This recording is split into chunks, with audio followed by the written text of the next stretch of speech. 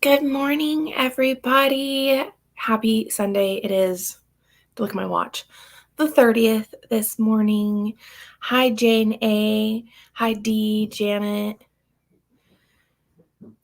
Oh, Jean. Your comments are always so sweet. Scott's going to take the dogs downstairs because they're being a little crazy this morning. Hi, Melissa. It's actually my oldest sister's name. So I have a special affinity for it anyways. How are you guys doing this weekend? We had a ton of fun yesterday at our meetup. It was flat. For the first time in my history, it was flat. Good morning, GW. We went to Marymore Park. Beautiful, beautiful park. And then we did the Fogo de Chão. I've been saying it wrong this entire time. Scott loved it. Everybody loved it. If you have not been to a Brazilian steakhouse, I strongly suggest it. It's so good. Hi, Noreen, Amy, Betsy, Amy. There's lots of Amy's today. Dee. Hi, Lynette. Your comments are always so dang sweet. Hello. Oh my God, I'm going to butcher this. Salubrious. Cautious, Brius. We're going with that. Hi, Martha. Remember, you guys, if you have questions, just throw them in there and I will get to them. Let's jump in with the questions. Let's see. Have you had any lab work done? Well, that's a very recent question. Yes, most of you, if you're here, you know this. I do. You can check it on the carnivorousme.com website. I'm pretty sure I have everything. I know I have the cardiologist stuff. I'm pretty sure I updated the rheumatology. But now that I say that, I think I'm going to have to go back and check to make sure. Donna Peters, just curious, how close to the ocean are you? Do you have air conditioning? We are, how many miles? 4 miles from the ocean. No, we don't have air conditioning. Most of the houses in this area, they don't have AC. It's like 98% of them don't have AC, but also our highs are, 85. I think 1 or 2 days last year got to 90. We lived in Phoenix, so hot is very relative for me. 85, don't get me wrong, it's warm and you might sweat some because of the humidity, but it's still nice. Anywho. Hi, Denise, Janet, 4240. Thank you. That's so sweet. Terry, Rose, Tia, good morning, all of you. All right. Lynette, I know you are a proponent of only weighing 1 time per month. I've been weighing myself daily for decades, maybe more. How do I break the addiction? Give your scale to a friend, and it's going to be very hard. I actually had to do this with Scott in the beginning. I had to have him hide the scale from me because it's an addiction of going and like obsessing about that number. So give it to a friend and then set whatever, the first of the month, middle of the month, whatever, pick a day, and tell him, do not give me this back until this day, and then get it from him then. That is what I strongly suggest, because then as you do it less and less, you let go of that obsession with the number. And I think I said this yesterday's video or the day before. I had a comment that someone said that they had been doing carnivore for 29 days. They were feeling good, but they'd only lost like 3.5, 4 pounds, and they were starting to get discouraged and ready to quit. And my comment was, it's like, okay, I actually, when I was answering this, thinking through this, because I had done this to myself, right? I had not met my expectations. And so it's like, I'm going to quit. But the thought that went through my head is, you just said you were feeling good.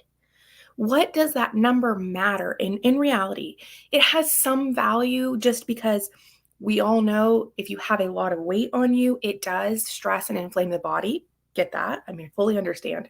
But if I was 120 or 130 pounds and still as sick as I was with the diabetes, with all the, my autoimmune running rampant and things like that, that wouldn't mean I'd be healthy just because I was that low on my weight. That is why I am a huge proponent of pushing the scale off to a month-to-month basis. Hide it. Or have someone hide it. That's my best suggestion. Curly cues. That's sweet. I know you struggle with binge eating, and I currently am trying to beat it. Being this restrictive is difficult for me. Every time I I end up eating off plan first day. So now the only time I actually struggle, honestly, I can genuinely tell you I don't struggle with the binge eating anymore. I might eat a meal off plan, but it's not a binge. The only binge I've had this entire journey is right after Rosie died. It lasted 11 days, I think. That is the only binge I've had. Now, I've had off meals, but I literally will eat off, boom, the next meal is done. And I don't eat myself until I'm going to vomit, which is what I used to do when I would binge, to where I feel like I was going to. So that is actually something I can say is I don't deal with the binge eating anymore. But what I can tell you is it is the way you are thinking about it, accepting that this is a lifestyle. I copied it. I came up with this like amazing saying. If you want permanent change, no, if you want permanent results, you have to be willing to make permanent change. Now, does that mean I'm never going to have a piece of fruit or a piece of cake the rest of my life? I'm realistic. Yes, I will. But is it going to be a once a year thing? Most likely, absolutely, yes. Because I know that the road it would lead down to. But understanding that 98% of my diet is going to be carnivore, the restrictiveness left my mind because it was the way I was thinking about it. Everything I couldn't have versus by doing carnivore, all the things I can have and have been able to. To me, what's restrictive, because I don't know how much you weigh, and this really depends on your weight and height and stuff. What was restrictive is not being able to go places without feeling remotely embarrassed, worrying I was going to break a chair, struggling to wipe my butt, feeling social anxiety, PTSD, depression. Those were restrictive because it limited me in what I did in life. Change the way you're thinking about it, and I promise you that feeling will leave. And also look at it like this. Instead of saying, I can't have cake and cookies, I choose not to have them. The choice is much more powerful. It's empowering versus saying, I can't have this and limiting. It will absolutely change your mind. It's crazy how you wrap your mind around it.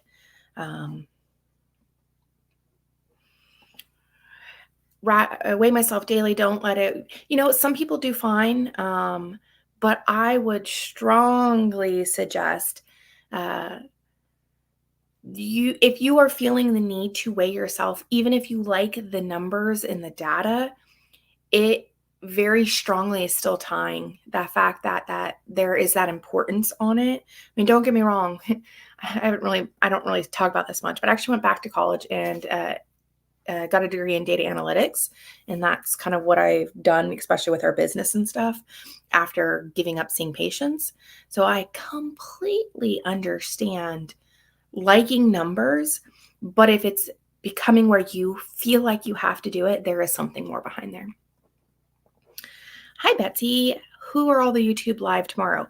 It's going to be Jeff, Nicole, and Aaron, and myself. Tomorrow, we're going to do it at 8 p.m. Eastern, which is 5 o'clock Pacific, so 5 my time. Let's see. Oh, thank you, Lynette. That is very sweet of you. I think of you often, by the way, especially when I'm sewing. I hope you know this. Just like trying to remember the little lessons you imparted on me. What do you drink in your coffee? Oh, I need flavor cream. I would suggest, flavored cream. Scott went from drinking extra sweet gallons of flavored creamer to now this is heavy cream with coffee. I already drink, this is my second cup. Sundays, usually I drink 2 cups. I do my 2 drops of Locals Iodine in my first cup, but I also put vanilla extract. You can actually get hazel extract to put in there with just heavy cream, and you get the flavor without all the sweetness. That is what I would suggest. And there's tons of other extracts you can use as long as you don't feel bad from them. I keep meaning to try some other ones, but life. All right, Jeanette, if you only weigh once a month, it has to be if you are not cheating. I could put on a marked amount of weight if not staying solid. That that is a good point. To kind of talk about that though, is if you're cheating, you know you are, or stumbling a lot, you absolutely know you are. And then if you're weighing yourself after you do it, it's just a type of punishment. Because let me tell you, I know if I've eaten something off, I've gained weight, whether it's a pound or whether 3 pounds, it doesn't matter. I know I have, because going from eating no carbs to carbs, your body will retain fluid. I think it's a type of punishment. Honestly, if you are constantly stumbling and then you're like going and weighing yourself, it's just a negative effect of like, oh, I'm proving to myself I'm a failure because I went from, 150 to, oh, now I'm 155 pounds because I cheated. And especially if you're doing it right after, because it takes days for your body to release all that fluid stored from the carbs that you've eaten. It is just, I see it as a type of punishment. Yes. It is so hard to give up the binge stuff if you do not get it out of your face. And I know there are plenty of people who are doing this with family members that don't do it. And I strongly suggest rearrange your cabinets, put it in a cabinet you don't need to open. Out of sight, out of mind. I genuinely feel like most family members would be willing to just, it's such a small thing, is moving stuff around so you don't have to see it. You've got stuff in the refrigerator. I don't care if your whole refrigerator is covered in hand towels, cover that stuff up so you don't have to see it. Okay, because it really is. Margaret, can tell you lost weight this month. Thank you. I actually can too, because I've been able to put on some shirts and stuff. Plus, Scott and I have been much, much better about going to the gym. I haven't weighed myself in 30 years. See, yeah, we each have our thing, whatever it is. But I do want at least once a month weighing. But that's me. I'm glad, because if you can remove that stress. Hi, Kim. Thank you. That's so sweet. Oh, that's so sweet. I'm telling you, my sewing, I had to refinish some curtains that I made for my dad for a sailboat, and there was some hair pulling going there because I had to unstitch or seam rip like an entire curtain to do. Julie, what are your thoughts on processed meats? I think is what that means. How does it make a difference? The best doesn't mean the best thing you can do is get unprocessed meats. However, I do eat some. You can argue that bacon is processed because it has nitrates. And y'all, even if it says uncured bacon, it has nitrates because they use celery salt. I actually strongly advocate against buying no nitrate or nitrate-free bacon, because what happens is they use celery salt. Celery salt is not, you can have 2 to 3 times the amount of celery salt in one bottle to the next, okay? It's a natural form of nitrates, right? But the problem is that means in one package of bacon, you can be getting a lot of nitrates versus another package of bacon. When you get bacon that has been truly cured with nitrate, like they're pink salts, curing salts, it is specific down to the like 0.0, so the 100th of a gram of nitrates. It's very, very specific, the amount of nitrates they'll put in there to cure it, because Scott and I actually do our own curing of meat sometimes, and we make our own bacon, so I've done this myself. You get less nitrates overall if you get the cured bacon. Okay, I'll get off my soapbox about that.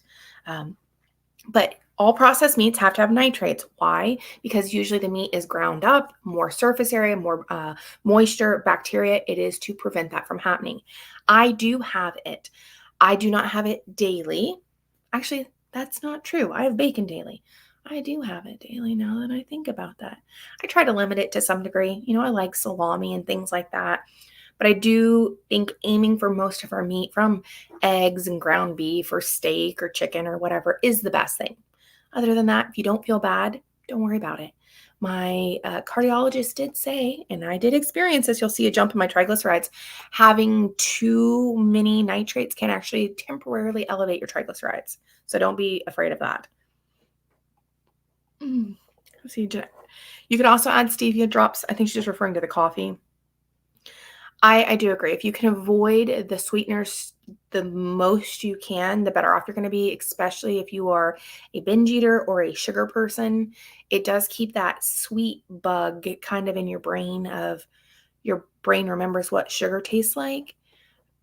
I like for my element, I use the unflavored most of the time, and a couple times through the week, I'll use the stevia kind, but honestly, no more than 3 times a week.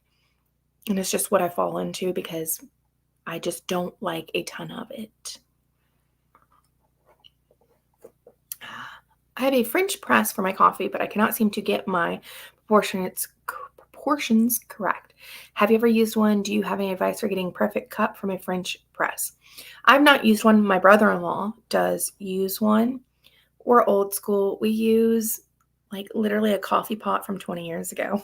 It was probably Scott's. Actually, it was Scott's coffee pot from 20 years ago. I know that it is very specific and exact, and measuring out to the T is very important. So I'm not sure if you're probably not just winging it, but you're just going to have to play with it and check. And it also depends on how strong, because my brother-in-law likes strong coffee. Like I have to water his coffee down with water and heavy cream for me to be able to drink it. But he likes his black. So there's that. Hi, Mary. Looking for help with my weight. Would you do a one-on-one talk to get someone started? I do, Mary. If you are wanting coaching, I do offer coaching. You can just go to the Carnivorous Me website to look at that.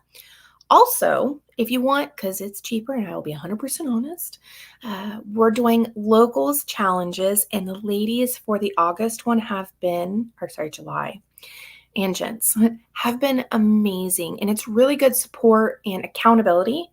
If you want to join the locals for our August one, it's all about building habits. And I tell you, that is the biggest reason I have made it where I have made it, is building habits. We'll also be going over the Atomic Habits book. Every Thursday, we'll be going over chapter 4 this Thursday, which I think is the 3rd. Yeah. In Discord. So it's actually going to be a discussion versus just a live. I would strongly suggest that, and start by reading Atomic Habits. I used to always suggest the Jordan Peterson's 12 rules first, but I think the Atomic Habits is a good foundation to get you rolling, and then you can step into the 12 rules, which helps us understand why and how we do and did the things we did to be able to let go of all that baggage. Do you ever dehydrate processed meat? Yes, we make our own beef jerky. We just haven't done it in a while. My mom loved it. We have a dehydrator. I've never tried, I don't know why I thought about this, but my brother has a freeze dryer. I've not tried freeze drying the jerky. Now I want to. I don't know what's going to taste like dust as you eat it. I'm not sure, but we do. We usually use top or bottom. It's been a while. I can't remember, but top or bottom round. My brother has a deli slicer. Slice that stuff up and dehydrate it, and Scott loves it. I'm not a huge jerky person. I did have a really sweet guy send me some beef jerky to try from Canada. It's a Canadian company. Sometime this week, I'll try it and share it with you guys, because I know a lot of stuff coming from the US to Canada is very expensive. So I'm 100% for Canadian businesses, for all our Canadian friends. And I'll share that because I'm not a huge jerky person. Scott is. Coffee is best slightly chewable. Does that mean it's so strong you have to chew it? Because that's what I'm going to take that as. Tia, here we go. French press every day for years. Use 2 scoops. Works for me. I'm curious, Tia, is that pretty strong coffee? Because I like mine. I don't want to dump it on the laptop. Let's see if I can do it without. I like mine, not black. I weighed 211 pounds when I started. I'm down to 185, 3 months. Congrats, Candy. My doctor tried to discourage me from the diet with no evidence why, other than his opinion. I feel better than I have in years. That is amazing. These doctors, a lot of them, because I've worked at a hospital, what'll happen is they're part of these medical, like large medical groups, and they will actually have guidelines saying, if you sign a contract with us, this is the rules you're going to use. Like my doctor, when the first time he wanted, well, the only time he wanted to put me on a statin, the computer told him to tell me to put me on a statin until we actually looked it up. It was like a 2% increase in risk. And he's like, oh, that's interesting. They have to follow these guidelines if they want to stay part of these practices. Not that I'm okaying it, but that is why a lot of them, they just push it and they are not bothering to actually do the research because it's like, well, I signed a contract and boom, here we go. And again, it's not that it's okay. It's just, it's the reality of it that healthcare has been turned into a pure business machine. Profits over patience, it's really, really sad. And there are the rare few, like my PCP and my cardiologist that I 100% lucked into, by the way. I just lucked into him. There are the few that we just have to search out and bolster and encourage to continue, down this path, even if they're slightly diverging from their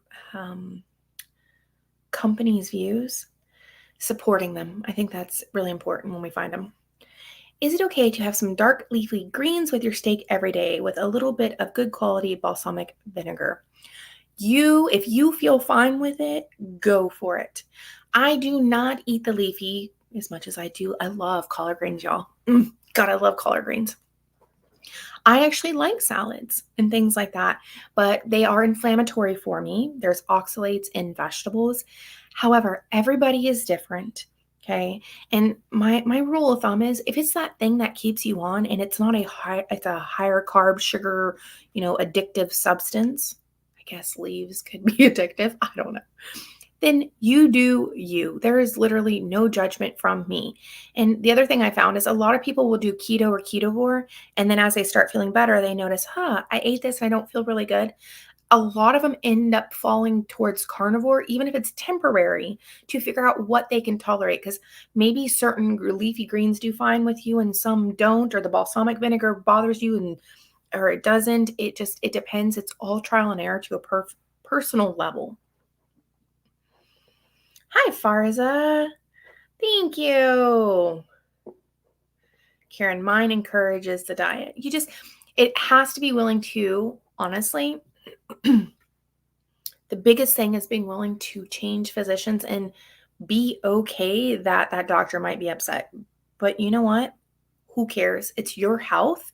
They're supposed to be a partner in this. They are not supposed to be a dictator. It's not a dictatorship of this is the blood work, go take this drug. That's not how it works. It is, here I am, here's my blood work, let's have a discussion, but I get the final say because I'm the one that's putting this drug in my body if so chosen to. Also, I strongly suggest if any of you have elevated cholesterol concerns, okay, a lot of people are just like, whatever, and I'm all for that too. Do not let your PCP, your primary care doctor, just throw you on a statin. You tell them you want to see a cardiologist. Whether the cardiologist is going to agree with you or not doesn't matter. Why you need to see them is because 99.9% PCPs are, I swear I bent my glasses and it's driving me insane. 99.9% of PCPs are not going to order the tests that you need to figure out, is it a particle size issue? LDLC, which is the basic lipid panel, tells us absolutely nothing. What it tells you is it tells you how many passengers are in each taxi. And if you consider like traffic in New York City, it matters how many taxis are on the road, not how many people are in the taxis. So they're actually finding LDLC is a pretty poor metric for cardiac health, like for telling it. But most PCPs don't bother updating themselves because it's about going in. It's like factory work. Get them in, get them out, get them in, get them out, write drugs and prescriptions for them. Okay. So off my soapbox. If you have cholesterol concerns, because your insurance will pay for you. If you have elevated cholesterol, they will pay. Okay. I can't guarantee that, but working in the medical field, there's no reason they shouldn't pay. If you have elevated cholesterol, they will allow you to go see a cardiologist no matter what your doctor says. Alta, can I do a multivitamin with carnivore? Been on it 10 days. Congrats on your 10 days.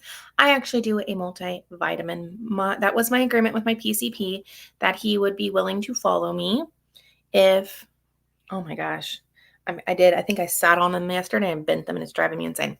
Sorry. I made the agreement with my PCP that he would follow me if I took a multivitamin. Mine is from Whole Foods and it's from Country Life or Light, Lite. I don't remember. But I did do quite a bit of research because a lot of vitamins have fillers and seed oils in them. So I did tons of research on the multivitamin that I take. So I would suggest you do the same and don't just, this is nothing against anything, but many of the vitamins at Walmart, their bases are actually seed oils and things like that. Be very cautious of what you buy. I used to get the D3 from Walmart, wondering why I had an indigestion, and I finally deduced it down and deducted it's because the base was seed oils. So, and I have a really bad reaction to seed oils. They make me feel like crud. Okay, more questions. Someone asked me, Shelly, have you started writing a book yet? I have not started writing a book yet. That's funny. All right, Betsy, I'm so happy for you. Just wondering if you're truly hungry and have increased activities, maybe you need a small meal. I think we all need to learn to eat when we're truly hungry. It doesn't seem like you're eating that many calories. Do you have a coach that can help you? Let's see. I have actually deduced down that my hunger that I experience from like 1 to 3 is from just getting up earlier, and it is from the increased activity. Drinking the water has like solved the issue though. Sorry, my allergies. That is one thing that's gotten slightly better, but not completely better, is when it's windy and dusty here. Excuse me. Kim, I'll answer that in just a second. Sorry. Anywho, my brain, I completely forgot what she asked. She asked 3 things. Do I need a small meal? No. I mean, I got enough squishiness still that my body, as long as it's in fat burning, I've got plenty of plenty of energy stored on me. And most of you guys already know my opinion about calories. Calories are a very poor metric. It does matter how much energy we eat, but calories only consider heat energy. Our body uses heat, mechanical, and chemical energy. So it gives a very narrow view of energy. And the thing is, I mean, there's the opposite side of the spectrum that people are like, oh, you can eat as much meat as you want. No, you can't.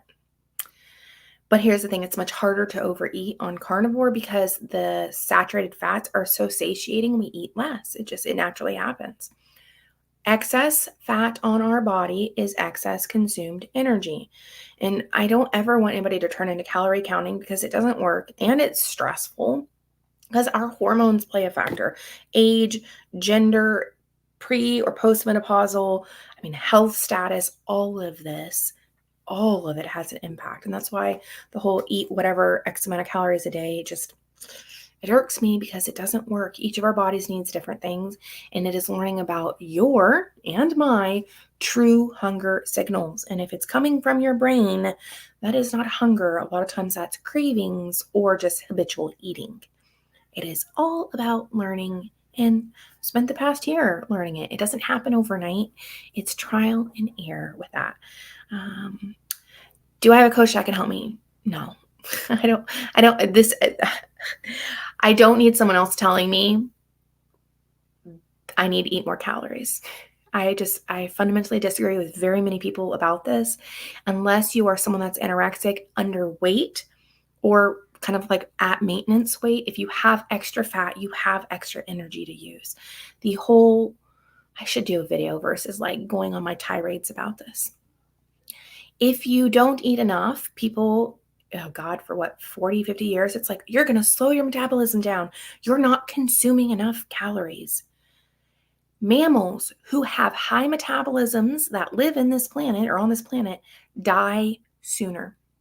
This is actually why people who are morbidly obese and obese, one of the reasons, I mean, there's a cascade of issues, they die sooner. Why? Because when you are morbidly obese, you have a sky-high metabolism. Moving around, if you've seen someone, I've experienced this, going from the couch to a chair, you start sweating. Your body's metabolism is running on overdrive because it has having to move such a mass around. You do not want a high metabolism. You want a reactive metabolism that when you sit down and aren't doing anything, boom, stuff slows down. But you have to jump up and run out of your house, boom, the body responds instantly, you can do it. We do not want a constant high metabolism. That is such a falsehood. So please, you guys, do not fall into this I'm not eating enough calories kind of thing. Now, there are trade-offs and things. If you're not eating enough fat, you can feel hungry all the time. If you're eating like a high protein, moderate or low fat diet, protein does not create satiety levels, fat does.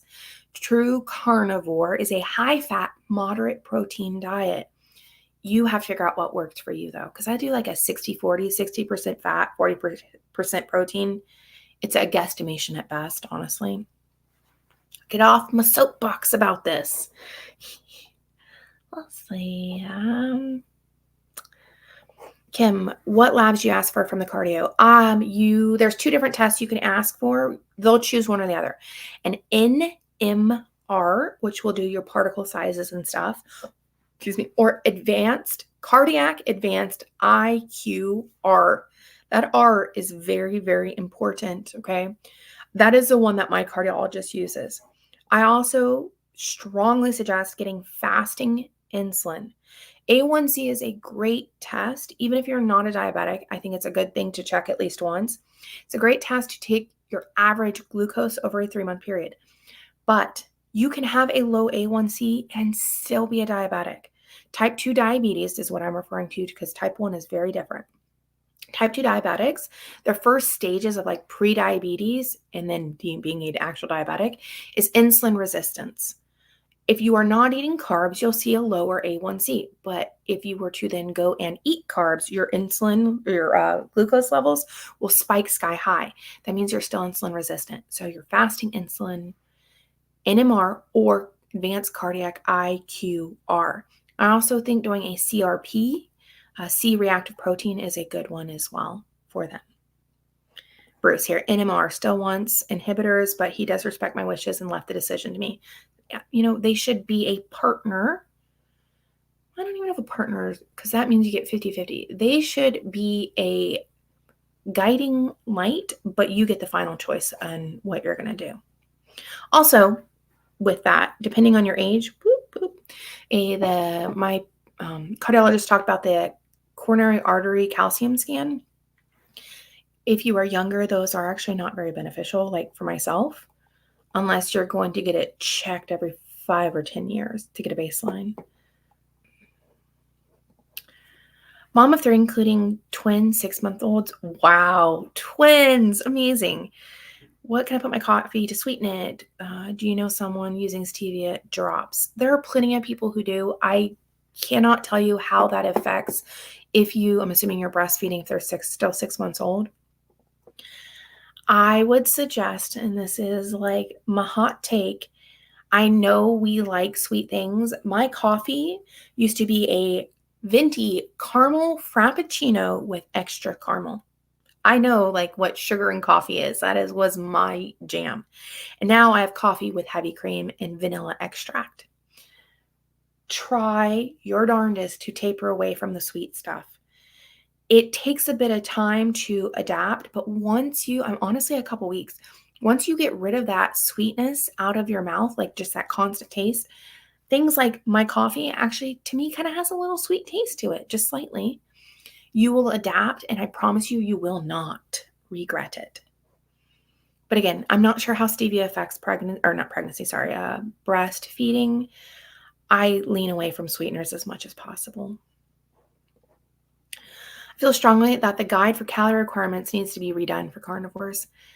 The thing is the Dr. Sivest talks about this too. I don't remember which video it is. I'm terrible about that. You need 2,000 calories. I think it's men. They suggest 2,000 calories a day. But the issue with that is if you have any extra calories or extra energy in your bank, you don't need 2,000 calories a day. And so there is no one size that fits all for it. It's so, ugh. Lynette, what's your favorite element? I haven't really started enjoying the grapefruit. Grapefruit is my favorite, but I love grapefruit flavored thing. Let's see. I also like the orange, surprisingly, but I used to love orange juice. Like I never was a soda person, but juice was my thing. I like the orange and I like the grapefruit. Those are my two favorite. Candy, how often do you drink electrolytes? Once a day, most days if I don't get busy and forget. But specifically, I do the days we do long hikes or long walks because if any of you watch my videos like me outside, I sweat a lot. Not ashamed of it, but I do. So I definitely need it because the days that I don't do it, I mean, I will. Yesterday we did the walk and stuff and I did take some LMNT, but afterwards I was getting a kind of a headache and it was just my sodium levels were low.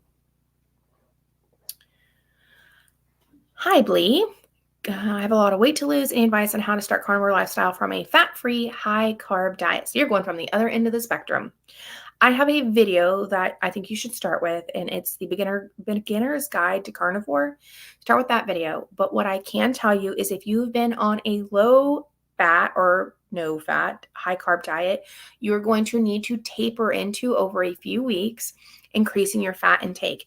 If you go from no fat to fat, you're going to get very nauseous and sick at your stomach because what happens is on a high carb diet, our stomach does not have to be very acidic because it's very easy to break glucose and carbohydrates down.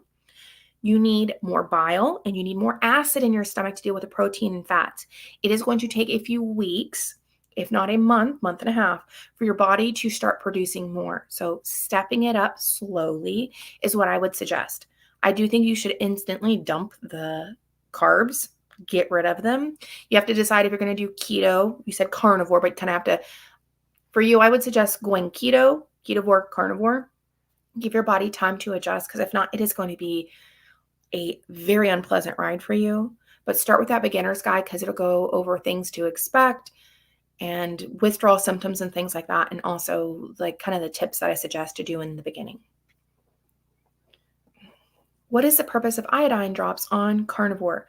Iodine is needed by every cell in our body, not just our thyroid. I do not eat enough fish to get enough iodine, and I also do not use iodized table salt like Morton's, although I do think they have some sea salt now, because the iodized salt have anti-caking agents in them, which are not good. I actually did some research and found some of the additives for the anti-caking that they allow in the United States have been banned in Europe. Yet they're okay with us having them. That is why I actually like Redmonds. There's nothing in them whatsoever. And you actually get minerals with the salt too with them.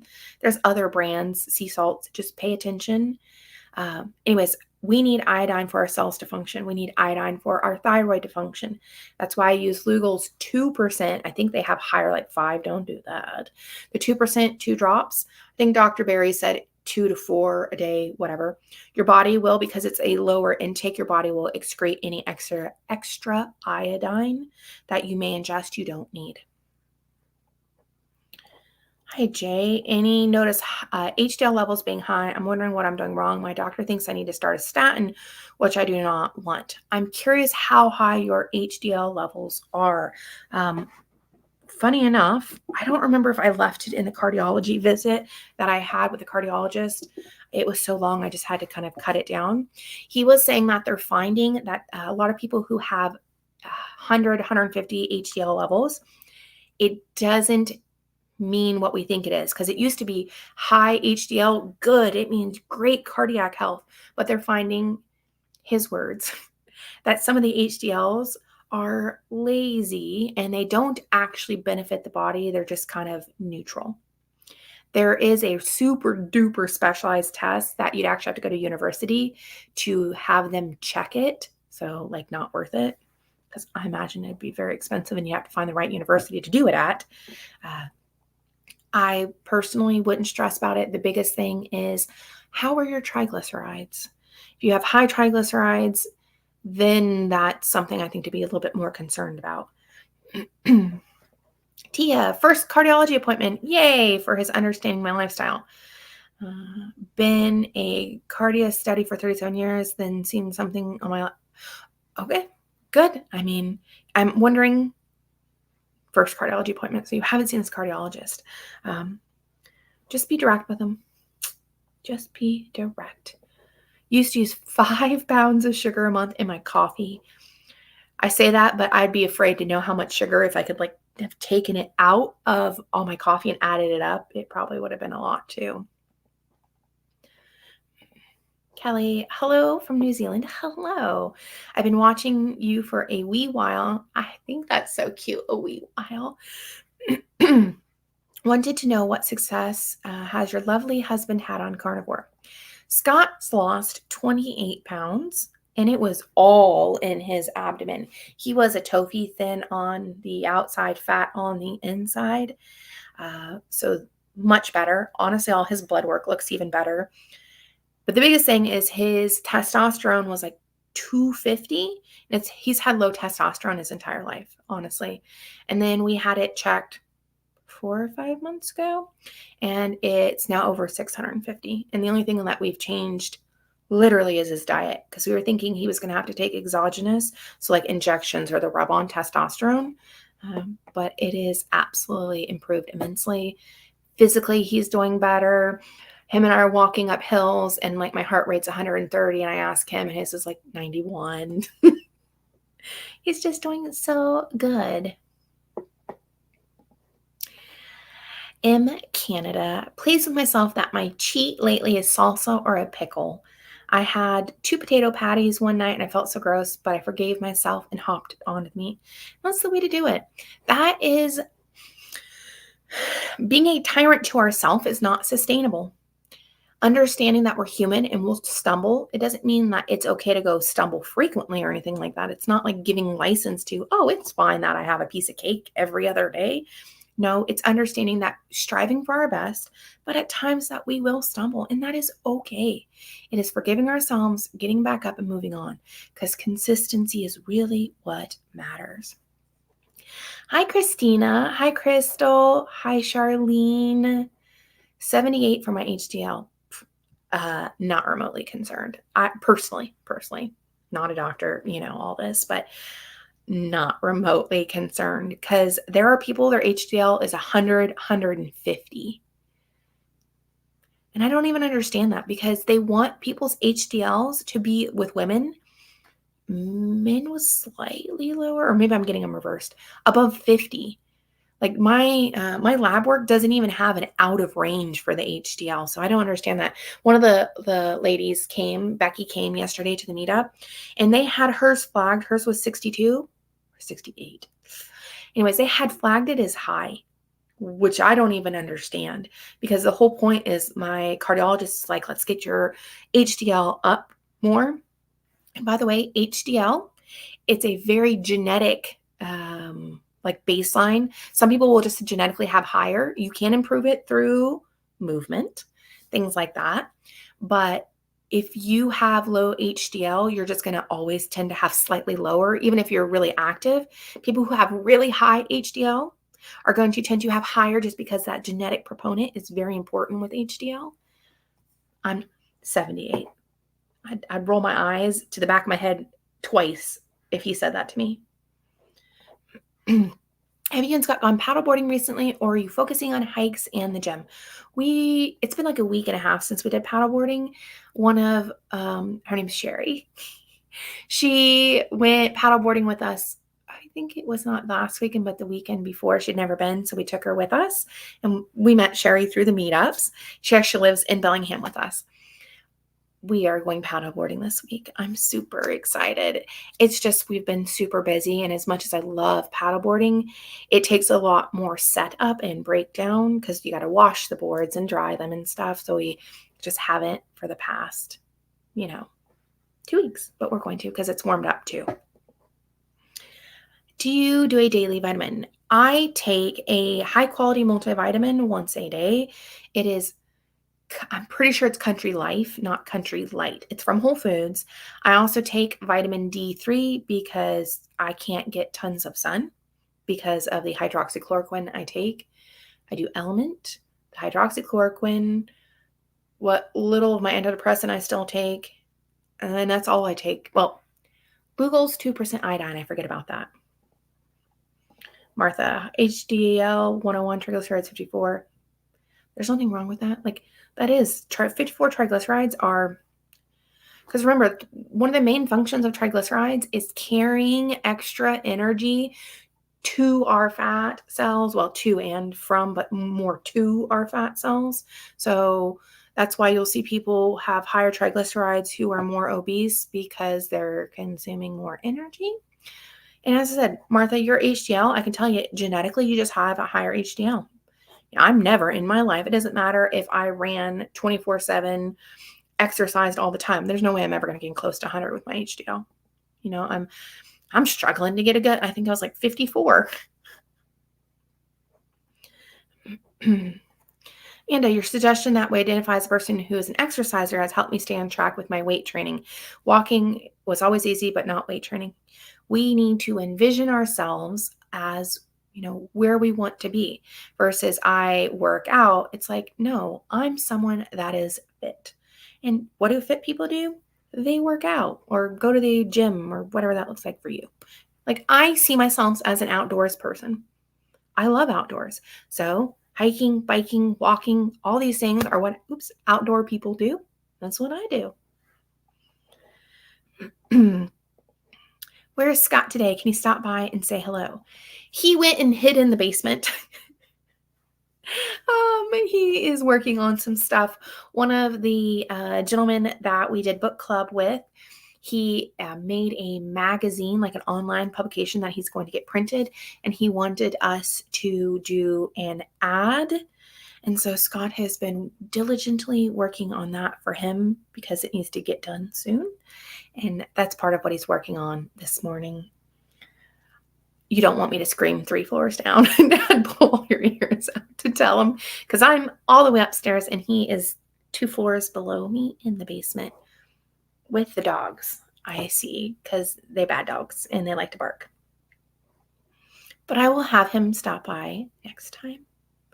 Oh, before I forget, guys, next Sunday, I'm going to be doing the live at 8 a.m. Pacific because we are going to the Renaissance Fair. Scott and I, if you didn't know, we're big old nerds. We're going to the Ren Fair, and we need to leave at 9 to get there by 10. So I'll be an hour earlier next week, but I will fix that on the live thing schedule too. What symptoms do you have with autoimmune issues, and is there a test to check this? Oh boy, autoimmune covers a slew of different things. If you feel like you are having issues, I would ask to see a rheumatologist. Well, not quite, because most of the time you need to have something.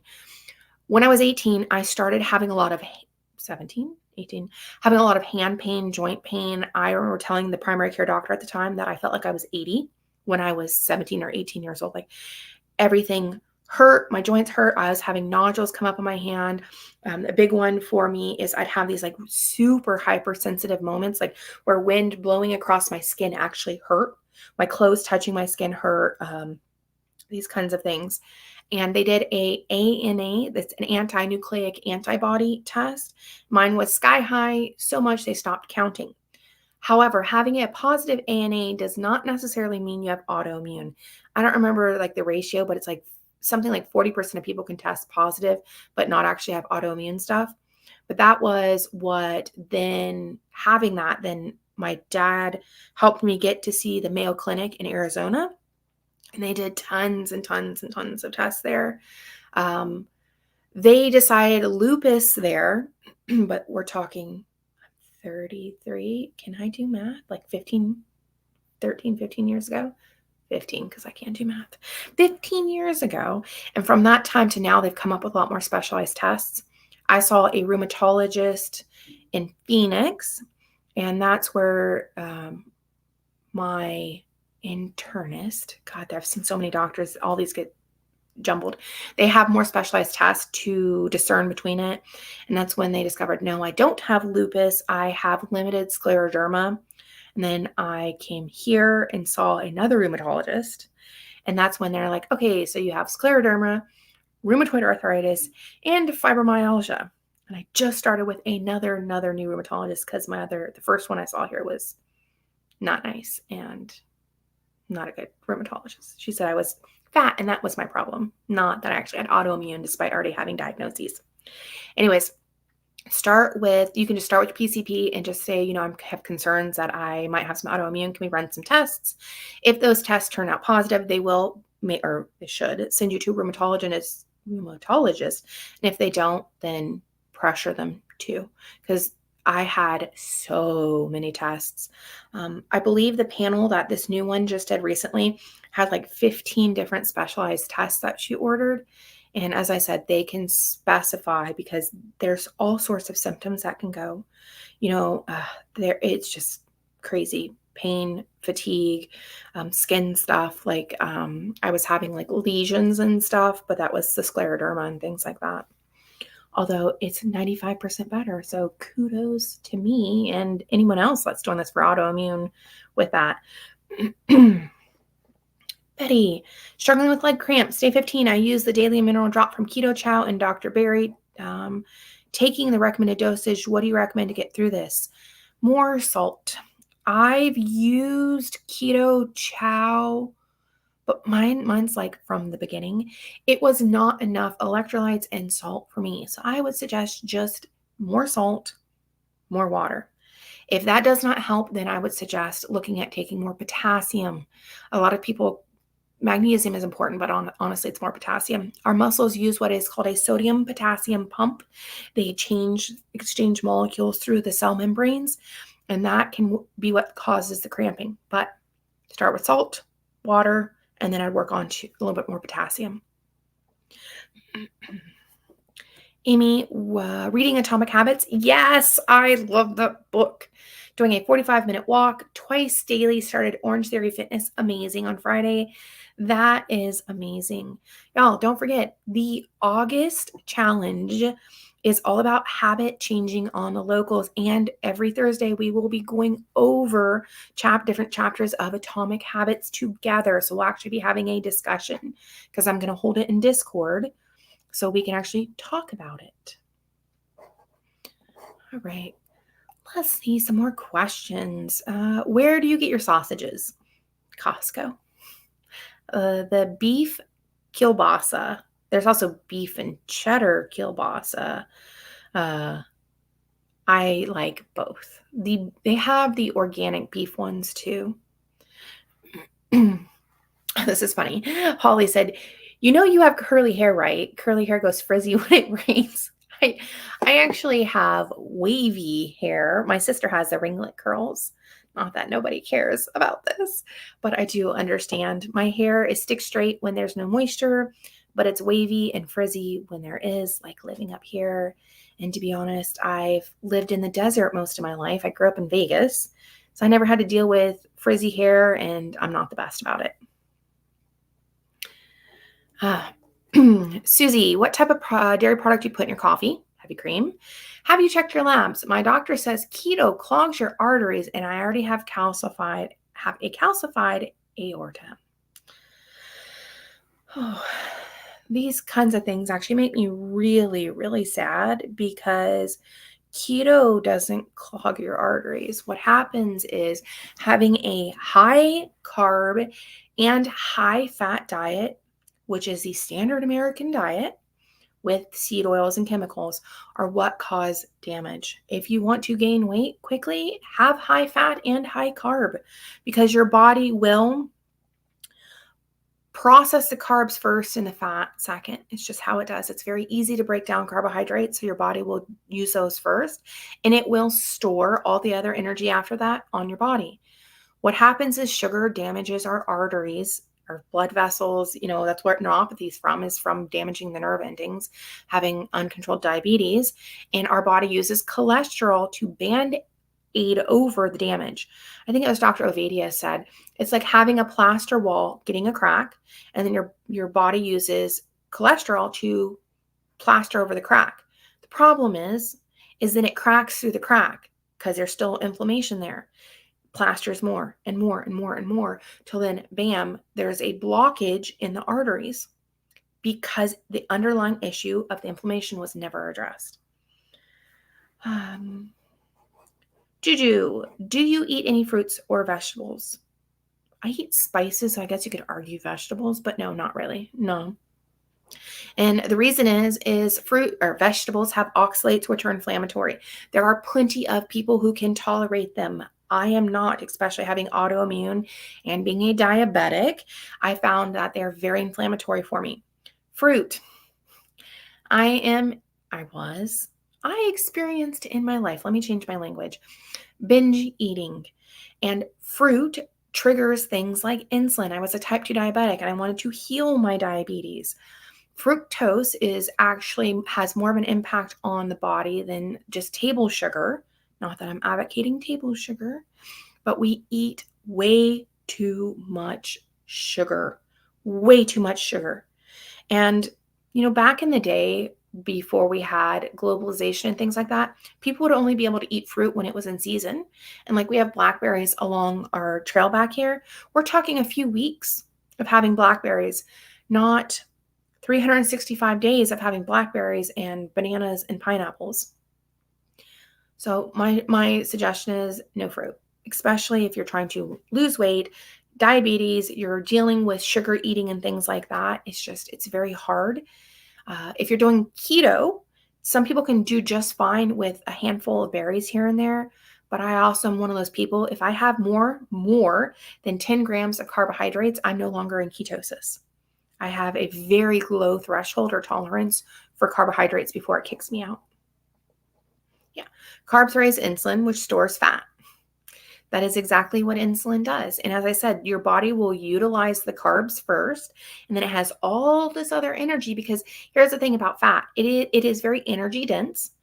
It's very satiating too. So you have the combination of hyperpalatable foods, sugar, which makes you want to eat. Then you have fat that you're eating with it. And most of the time, unsaturated, not healthy fats paired together. And you're just eating, I looked up a meal Scott and I used to get all the time at Cheesecake Factory. It was the double bacon cheeseburger with stuffed mushrooms for an appetizer. And it was not that it helps immensely, but it was 5,000 calories. Granted, calories aren't a great metric, but they at least give you a gross overall idea of how much energy you're consuming. 5,000 in one meal. And I could eat all of it. I struggle eating 2,000 calories now a day. This is why we are so sick. Oh, look at that. Magnesium oil spray directly on the legs. Didn't even know that existed. That's cool. Well, let's see. Oh. Do you know how many calories you're eating? Some say eat more, some say eat less. I could eat all day long, so I can't rely on my hunger cues. Been carnivore for 5 years. It is really understanding what true hunger is. I mean, it really, really is. And everybody's going to be different. I do not eat until full. I think, Dr. Berry, it's eat until comfortably stuffed. And that probably works great for other people, but not me. Once I hit the full period, I have eaten too much. I eat until I'm no longer hungry. That's it. If I'm no longer hungry, then I don't need to keep eating. That's like my rule of thumb. And 98% of the time, when I eat to no longer hungry, I can make it to the next meal without feeling hunger pains. So that it really is discovering. And I always tell people, if you feel hunger here, it is not hunger. That is cravings. That is habits coming back. It is not hunger. Hunger, you're going to genuinely feel in the stomach. And it's not even the gurgling noise and stuff. I actually found this out from Dr. Sivas a few months ago. The gurgling and stuff actually happens all the time. It is just your body moving liquids and gases around through the digestive tract. Because even if you drink out of a straw, just drinking water, we swallow air so it goes through us. All that is when you start hearing that rumbling and stuff, there's not food in there. And what that means is it's a hollow space with just a little bit of liquid. Noise reverberates so we can hear it externally, versus with food in there, it muffles the noise so you can't hear it. That's it. All that means is there's no food in your digestive tract. It doesn't mean you have to put food in there, but it just means eat meat until it stops tasting good. It really is. It's about finding the exact thing for you. And here's the thing too, as you get better at it, it's like, and you just innately stop eating, because I can't rely on intuitive eating. Intuitive eating got me to 360 pounds. My intuition said, go eat an entire cake, Amanda. It is just paying attention to what my hunger cues are.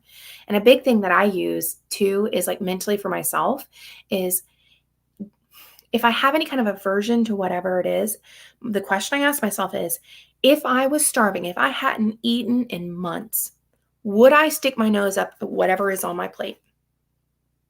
That's what I ask myself.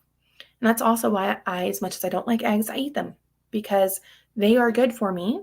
And it's not like I have to gag them down or anything like that. But if I was starving and had food, would I eat it? Heck yes.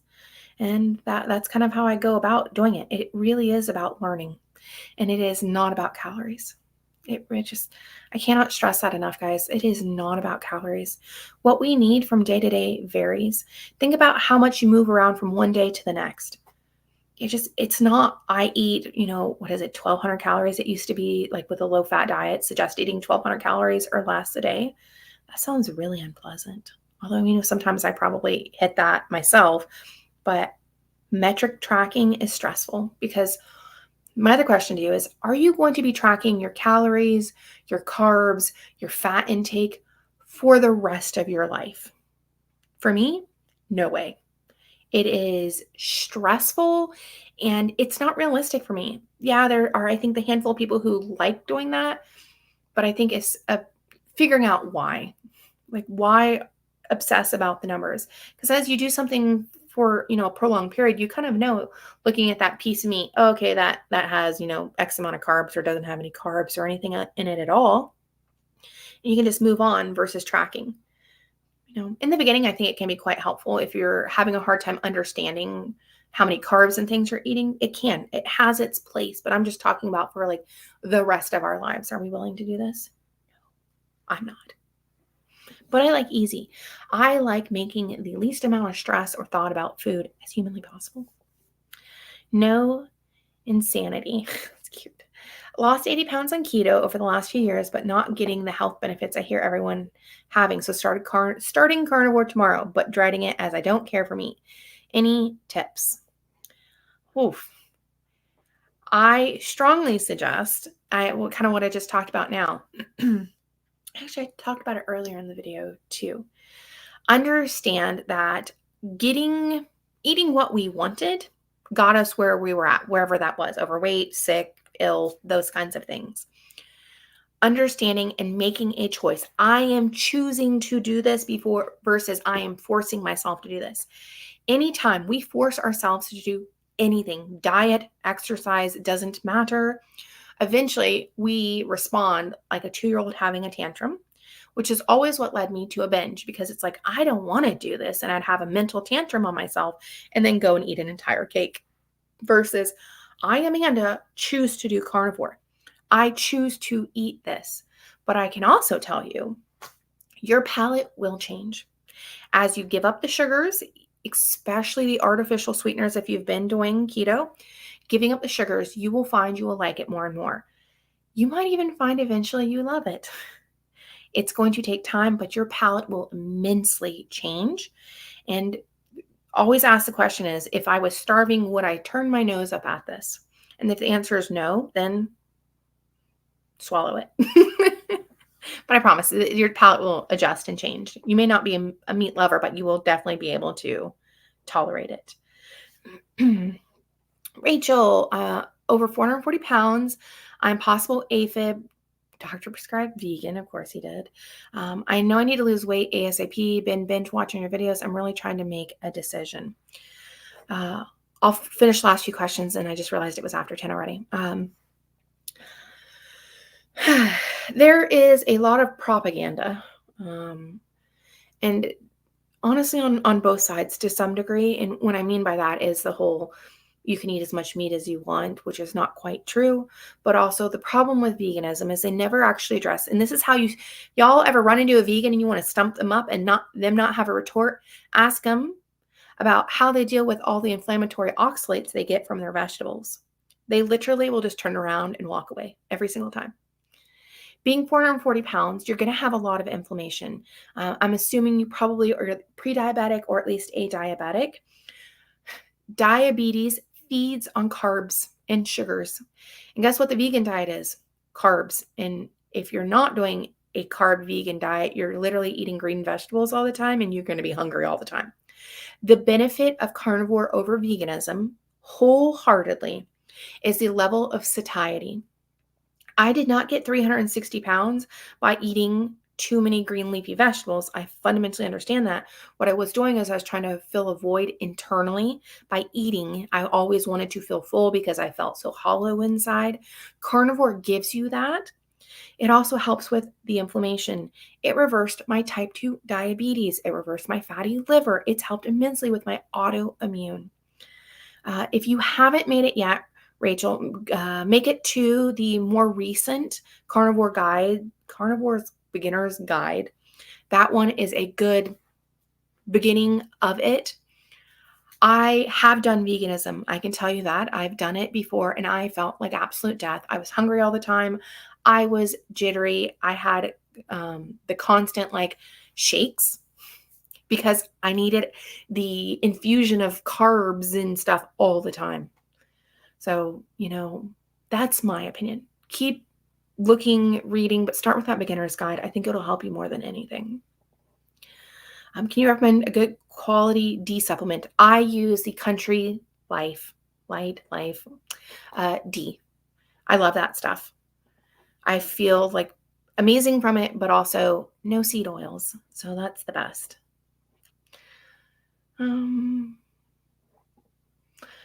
Am I the only one thinking the dog fluffing on the right is my hair? That's oops, here we go. That's her face is covered up by the light, but that's Rosie, the black one, and Ryu there. Kim, what is your schedule? Lives on Sundays, Atomic Habits Thursday. Lives are always Sunday. Next Sunday, though, you guys, it'll be at 8 a.m. instead of 9. I will go right back to 9 the next week, but we have Ren Fair, so I need to do an hour early. And Atomic Habits are Wednesday, Thursdays. I post Wednesday, Thursday, Friday, Saturday, Sunday. I have been taking off Monday and Tuesday, although I do shorts those days, but that's kind of how the flow goes. I'm trying to be better about being consistent. Was my 4th comment deleted? I don't even know how to delete anything. So no, not from me. If you want to retype it, I can get back to it. I'm going to try to finish up. Like the video, your likes push the algorithm to my feed, and now I'm here. Oh, that's sweet. Okay, last one, guys. Kate started 405 March 1st today. 317. That's amazing. 5 months, 88 pounds, A1C 5.8 to 5.2. Heart rate went from 80 to 58. Feel amazing. So easy when you can get into fat burning. Yes, Kate, that's amazing. I'm super excited for you. And I bet you feel like a completely different person. I'm super excited for you. And, my little last soapbox for the day. If you're thinking about doing this, there is so much research out there. There really is. My suggestion is do not get bogged down in all of it. Find the things that you're really worried about, look into them, because if not, you will spend months and months down a rabbit hole without making a decision. This was the best decision I could have ever made for my entire life. When I say it saved me, it did, because I was probably months from my body physically just giving up and dying on me. I mean, I was at that point where I probably was going to have a stroke or a heart attack or something like that because I was just so, so ill. Don't hesitate. I know there's a lot of fear mongering about saturated fats and things like that, but let me tell you, the number one way to die and to not do well is have saturated fats with high carbs. That is like the only way that saturated fats have a negative bite on them. My last little bit is because I've been getting this comment recently that saturated fats are so bad. The studies that they've used from the 50s and 60s around saturated fats, if you actually read the study, not the meta study of them, they considered pizza that had pepperoni under the meat section. Does that sound like meat to you guys? Not to me. They used highly processed things that had meat into them to say saturated fat is bad. They did not do a whole meat saturated, like ground beef steak with these. Okay. So if you are truly, you don't have to understand all of the breakdown, but you can actually read through the studies and see that these are actually what they did. It is pure fear mongering. It really is. Look at Dr. Michael Gregory enough to be.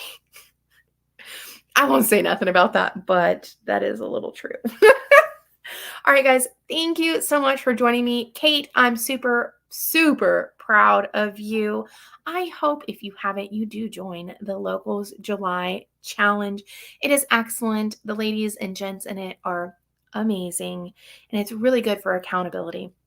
I appreciate you guys. I will be back Sunday, 8 a.m. this one time on the, oh God, I got to look up the date. What is next Sunday? I don't even know. Whatever. Next Sunday. I will see you guys. I appreciate you and have a wonderful weekend. Bye.